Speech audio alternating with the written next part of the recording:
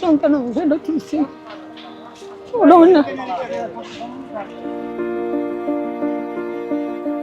সারাদিন কাম করে গেল, তারপরে কত কত মানুষের স্বামী শান্তি দেয় না। কারোর কষ্টের ভাগে কেউ নিবার পারবো না।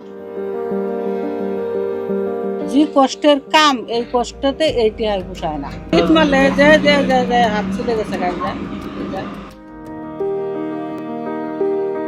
ঢাকার গাবতলীর বালুরঘাট। দিনভর এখানে নামে শত শত ট্রলার ভর্তি বালু, ইট, পাথর। আর এই ব্যস্ত ঘাটের কোলাহলে নীরবে চলতে থাকে একদল নারী শ্রমিকের বেঁচে থাকার সংগ্রাম। যে কাজকে অনেকে পুরুষের শ্রম বলে মনে করেন, সেই ভারী বোঝা মাথায় নিয়ে প্রতিদিন জীবন টানছেন এইসব নারী। সংসার, সন্তান আর ক্ষুধার দায় তাদের নামিয়েছে এই কঠিন পেশায়। সকাল ৬টা বাজে আসি, বিকাল ৬টা বাজে ৭টা বাজে যাই। কাম না করলে কি বাদ দেবো না, যা পেটে খাইতে করে ভাত খাওয়ানোর নাই। কষ্ট হইলেও তো করার কিছু নেই বাবা, আল্লাহ পাকলে কপালো কষ্ট।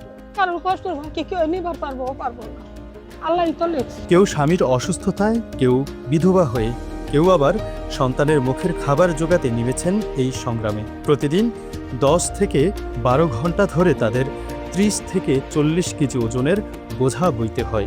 নাঙ্গের অভাবের জন্যই করতেছে, সংসার চালার নাগবো, ছেলে মেয়ের পড়াশোনা করার নাগে হইতে হ্যাঁ করে খাওয়ান খরচা আছে, ওই জন্যই করি। সংসার অভাব, সবারই জামাই আছে, কাম করে খাইতেছে তা বলে না। কত মানুষের নাইনকে সংসারে করতেছে, নদী নালাই ভাঙিয়েছে গা, ওই হিসেবে কাম কাজ করে খায়, বাড়ি ঘর নাই।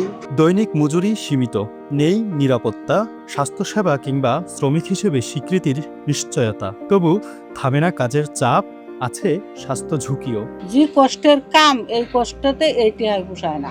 মজুরির পরিমাণটা, যে কষ্টের কাম, এই মজুরি যদি মনে করেন যে কষ্টের কাম করা হয়, আজ মনে করেন বলে যে গাড়ি হিসেবে টেহা দেয় 150 করে 200 করে টেহা দেওয়ার দরকার।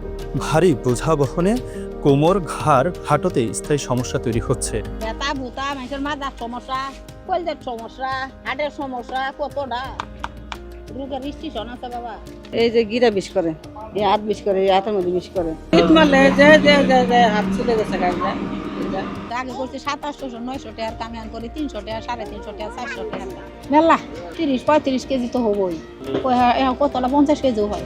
কিন্তু চিকিৎসা, সেই সুযোগ নেই বললেই চলে। অনেকে সঙ্গে আসে ছোট শিশু, কাজের ফাঁকে সন্তানকে দেখাশোনাও করতে হয়। ব্যস্ত ঘাটে শ্রম আর মাতৃত্ব এখানে চলে একই তালে। সন্তান সেটা তুলছি আমার আর কেউ নাই বাবা, আমি এই নাতিনটা নিয়ে রয়েছি, এতিমটা মানুষ করি। আমার জানো আগের মতন নাই, তারপরও আবার নাতিনের জ্বালা যন্ত্রণা, ওই যা পারি তাই আর কি, খালি কোনো মতন খায় আর ঘর ভাড়া লাগে। ঘাটের কোলাহলে যেন অদৃশ্য এই জীবন সংগ্রাম।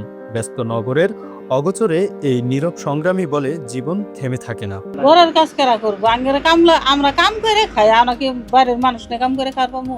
আঙ্গের জীবনের হিসাব করি, মনে করেন কষ্ট করে কাম কাজ করতেছি, ঋণ পয়সা আসলে সুদ করে দিতেছি, সারাদিন কাম করে গেল, তারপরে কত কত মানুষের স্বামী শান্তি দেয় না। পুরুষদের সঙ্গে নারী শ্রমিকদের এই নীরব সংগ্রামেই গড়ে উঠেছে এই শহরের বিশাল অবকাঠামো আর আধুনিক সভ্যতা।